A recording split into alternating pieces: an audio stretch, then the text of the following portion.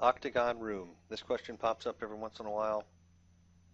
I would suggest if you have a house with an octagon room in it, you do this room first, not last. If you follow along, my normal teaching pattern is freak things at the end, curved walls, curved staircases, weird things at the end, right? Not so with this. I would build this octagon room first and then build the rest of the house off of that. So let's go ahead and do it. Keep in mind, this is going to look a little weird, almost like I'm not actually answering the question, then it'll all make sense at the end, so bear with me. I'm going to load a roof, and I'm going to use a turret. I'm going to go into the properties of that turret. The first thing I'm going to do is make the number of sides equal the number of sides, right? Number of segments is 8 in an octagon. The overhang is 0. Now, this edge length, see how it's 411 and 5/8, it's rounding up on the display here. Let's just say that's 8 feet. We'll just pick a number. Make sure the overhang, sometimes that resets on these. Make sure that overhang goes back to 0 because I'm going to drop walls right off of the perimeter of this room. So all I got to do, now I've got that in place, is right click on the roof, go down to Generate Exterior Walls, and the system's going to assume an 8-foot box with a 1-foot joist height.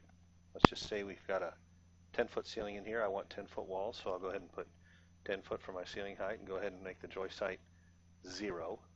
That way it's actually 10 feet. I'm going to click OK, and the room magically appears, right? So 8 feet is the outside. If you wanted to add the 3 inches, you could do 8.3, whatever. The point is the process. So the tray ceiling is really easy at this point. Just click on the properties, go into the ceiling type and make it tray. This one's tapered because it's showing a 1 foot, 1 foot, and 1 foot, right? Interestingly, if I had distance to recess, if this was a top hat, more like this picture where it was vertical, the system sometimes doesn't like a 0. So if I had distance to recess and it was a top hat, I would just put 1 inch. It's not going to mess with your quantities. Everything's going to look right.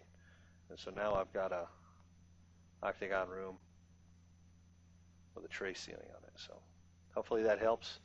I would go ahead and, in the real world, pull my rooms off of this. It's going to want to follow the angle. It's no big deal. You know, just go ahead and straighten them out. If the room wraps around, and we do have that sometimes, a room around that room, just go with it, right? I mean, it follows the walls for you. This is not that complex. So if you're familiar with the vertex tool, you could just about wrap this whole thing. You'd need to connect it with a box in here, but I've been over that a few times for you. So enjoy.